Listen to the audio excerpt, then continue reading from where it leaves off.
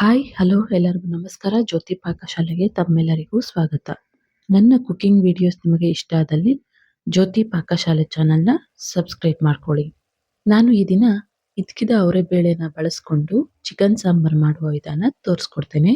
ಈ ರೆಸಿಪಿನ ಎಲ್ಲರೂ ಮಾಡ್ತಾ ಇರ್ತಾರೆ, ಆದರೆ ನಾನು ಯಾವ ರೀತಿ ಮಾಡ್ತೇನೆ ಅಂತ ತೋರಿಸ್ಕೊಡ್ತೇನೆ.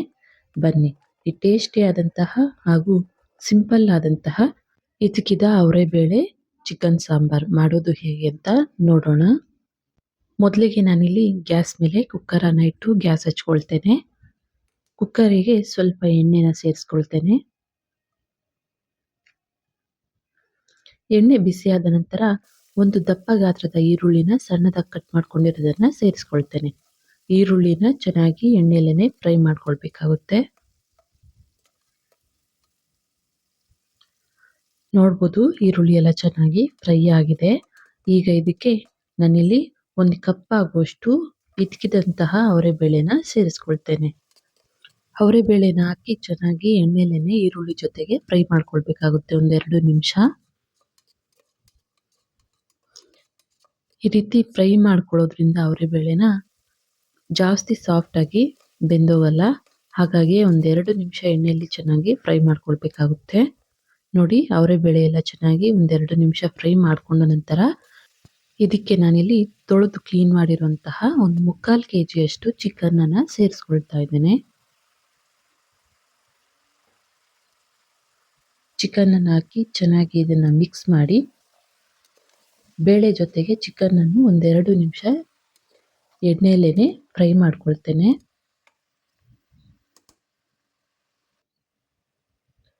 ಆಗಾಗ ಈ ರೀತಿ ಕಲಿಸ್ತಾ ಇದನ್ನ 2-3 ನಿಮಿಷ ಚೆನ್ನಾಗಿ ಫ್ರೈ ಮಾಡ್ಕೊಳ್ಬೇಕಾಗುತ್ತೆ. ಇದ್ಕಿದ ಅವರೆಬೇಳೆ ಚಿಕನ್ ಸಾರು ಮುದ್ದೆ, ಚಪಾತಿ, ಅನ್ನ, ದೋಸೆ ಯಾವುದರ ಕಾಂಬಿನೇಷನ್ ಆದ್ರೂ ತುಂಬಾನೇ ಟೇಸ್ಟಿಯಾಗಿರುತ್ತೆ. ಟ್ರೈ ಮಾಡಿಲ್ಲ ಅಂದ್ರೆ ಒಮ್ಮೆ ಟ್ರೈ ಮಾಡಿ ನೋಡಿ. ಈ ರೀತಿಯಾಗಿ ಮಿಕ್ಸ್ ಮಾಡ್ಕೊಳ್ತಾ 1-2-3 ನಿಮಿಷ ಚೆನ್ನಾಗಿ ಫ್ರೈ ಮಾಡ್ಕೊಳ್ಬೇಕು. ಇವು ಫ್ರೈ ಆಗೋ ಹೊತ್ತಿಗೆ ನಾನಿಲ್ಲಿ ಮಸಾಲೆ ಪದಾರ್ಥಗಳನ್ನ ಫ್ರೈ ಮಾಡ್ಕೊಳ್ಬೇಕು. ಹಾಗಾಗಿ ಗ್ಯಾಸ್ ಮೇಲೆ ಕಡಾಯಿನ ಇಟ್ಟು ಗ್ಯಾಸ್ ಹಚ್ಕೊಳ್ತೇನೆ. ಇದಕ್ಕೆ 1-2 ಟೇಬಲ್ ಸ್ಪೂನ್ ಆಗುವಷ್ಟು ಎಣ್ಣೆನ ಹಾಕ್ಕೊಳ್ತೇನೆ. ನಂತರ ಇದಕ್ಕೆ 8-10 ಖಾರಕ್ಕೆ ತಕ್ಕಷ್ಟು ಹಸಿಮೆಣಸಿನಕಾಯಿನ ಸೇರಿಸ್ಕೊಳ್ತೇನೆ. ನಿಮಗೆ ಖಾರ ಎಷ್ಟು ಬೇಕು ಅಂತ ನೋಡಿಕೊಂಡು ಅಷ್ಟು ಹಸಿಮೆಣಸಿನಕಾಯಿನ ಸೇರಿಸ್ಕೊಳ್ಬೇಕಾಗುತ್ತೆ. ಹಸಿಮೆಣಸಿನಕಾಯಿನ ಹಾಕಿ ಎಣ್ಣೆಯಲ್ಲೇನೆ ಸ್ವಲ್ಪ ಫ್ರೈ ಮಾಡ್ಕೊಳ್ಬೇಕು.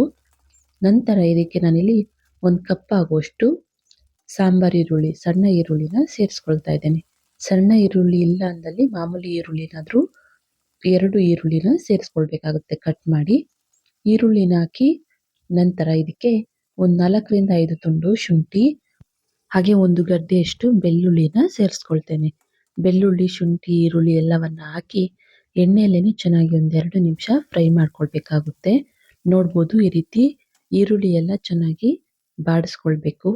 ನಂತರ ಇದಕ್ಕೆ 5 ಲವಂಗ, 1 ತುಂಡಷ್ಟು ಚಕ್ಕೆ, ಹಾಗೆ ಸ್ವಲ್ಪ ಇಡಿಯಷ್ಟು ಪುದೀನ, ಹಾಗೆ 1 ಇಡಿಯಷ್ಟು ಕೊತ್ತಂಬರಿ ಸೊಪ್ಪನ್ನ ಸೇರಿಸ್ಕೊಳ್ತೇನೆ. ಇವೆಲ್ಲವನ್ನ ಹಾಕಿ ಕೊತ್ತಂಬರಿ ಸೊಪ್ಪು, ಪುದೀನ ಎಲ್ಲ ಸ್ವಲ್ಪ ಬಾಡೋವರೆಗೂ ಎಣ್ಣೆಯಲ್ಲೇನೆ ಫ್ರೈ ಮಾಡ್ಕೊಳ್ಬೇಕಾಗುತ್ತೆ. ಇನ್ನು ಯಾರೆಲ್ಲ ಹೊಸದಾಗಿ ನನ್ನ ಕುಕಿಂಗ್ ವಿಡಿಯೋಸ್ ನೋಡ್ತಿದ್ದಲ್ಲಿ ಸಬ್ಸ್ಕ್ರೈಬ್ ಮಾಡ್ಕೊಂಡಿಲ್ಲ ಅಂದಲ್ಲಿ ಪ್ಲೀಸ್ ಸಬ್ಸ್ಕ್ರೈಬ್ ಮಾಡ್ಕೊಳ್ಳಿ. ಬೆಲ್ ಐಕಾನ್ ಮೇಲೆ ಕ್ಲಿಕ್ ಮಾಡಿ ಆಲ್ ಅನ್ನೋ ಆಪ್ಷನ್ನ ಆನ್ ಮಾಡ್ಕೊಳ್ಳಿ. ನಾನು ಯಾವುದೇ ಹೊಸ ವಿಡಿಯೋ ಅಪ್ಲೋಡ್ ಮಾಡಿದ್ರು ನಿಮಗೆ ನೋಟಿಫಿಕೇಶನ್ ಬರುತ್ತೆ. ನೋಡಿ, ಕೊತ್ತಂಬರಿ ಸೊಪ್ಪು ಎಲ್ಲ ಈ ರೀತಿ ಚೆನ್ನಾಗಿ ಫ್ರೈ ಆಗೋವರೆಗೂ ಫ್ರೈ ಮಾಡ್ಕೊಂಡ್ರೆ ಸಾಕು. ಕೊನೆಯದಾಗಿ ಇದಕ್ಕೆ 1-2 ಟೇಬಲ್ ಸ್ಪೂನ್ ಆಗುವಷ್ಟು ಹುರಿಗಡಲೆ, ಹಾಗೆ 1/2 ಟೀ ಸ್ಪೂನ್ ಅಷ್ಟು ಇದಕ್ಕೆ ಗಸಗಸೆನ ಸೇರಿಸ್ಕೊಳ್ತೇನೆ. ಈ ಗಸಗಸೆನ ಎಲ್ಲ ಫ್ರೈ ಮಾಡಿದ ನಂತರ ಕೊನೆಯದಾಗಿ ಹಾಕ್ಕೊಂಡು ಆ ಕಡಾಯಿ ಬಿಸಿಗೆನೆ ಇವು ಫ್ರೈ ಆಗುತ್ತೆ. ಕೊನೆಗೆನೆ ಹಾಕ್ಕೊಂಡು ಇವನ್ನ ಫ್ರೈ ಮಾಡ್ಕೊಳ್ಬೇಕಾಗುತ್ತೆ. ನೋಡಿ, ಗಸಗಸೆ ಹುರಿಗಡ್ಲೆನ ಹಾಕಿ ಸ್ವಲ್ಪ ಇವನ್ನ ಈ ರೀತಿ ಫ್ರೈ ಮಾಡ್ಕೊಂಡ್ರೆ ಸಾಕು. ಗ್ಯಾಸನ್ನು ಆಫ್ ಮಾಡ್ಕೊಳ್ತೇನೆ. ಇವನ್ನ ಸ್ವಲ್ಪ ತಣ್ಣಗಾಗ್ಲಿಕ್ಕೆ ಬಿಡೋಣ.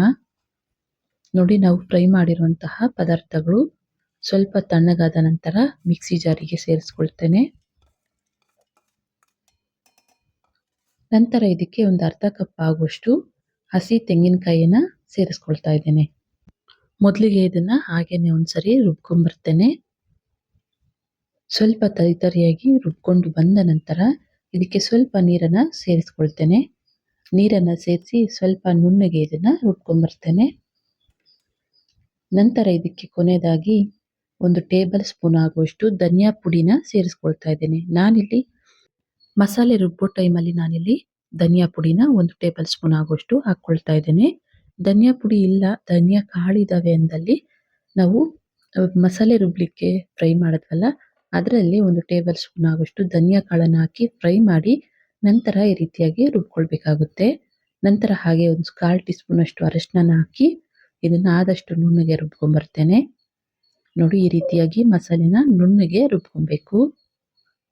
ನೋಡ್ಬೋದು, ಚಿಕನ್ನು, ಇದಕ್ಕಿದ ಅವರೆಬೇಳೆ ಎಲ್ಲ ಚೆನ್ನಾಗಿ ಫ್ರೈ ಆಗಿದ್ದಾವೆ. ಈಗ ಇದಕ್ಕೆ ರುಬ್ಬಿರುವಂತಹ ಮಸಾಲೆ ಪೇಸ್ಟನ್ನು ಸೇರಿಸ್ಕೊಳ್ತೇನೆ. ಹಾಗೆ ಸ್ವಲ್ಪ ಮಿಕ್ಸಿ ಜಾರಿಗೆ ನೀರನ್ನು ಸೇರಿಸಿ ಕಲಸಿ ಹಾಕ್ಕೊಳ್ತಾ ಇದ್ದೇನೆ.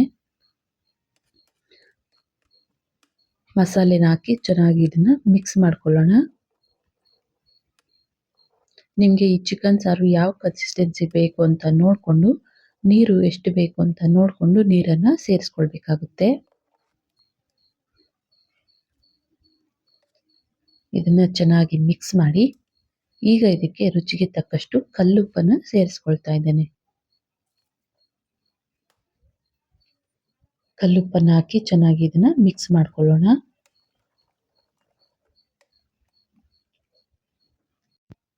ಮಿಕ್ಸ್ ಮಾಡಿದ ನಂತರ ಈಗ ಇದಕ್ಕೆ ಕುಕ್ಕರ್ ಲಿಡ್ ಅನ್ನ ಕ್ಲೋಸ್ ಮಾಡ್ತೇನೆ.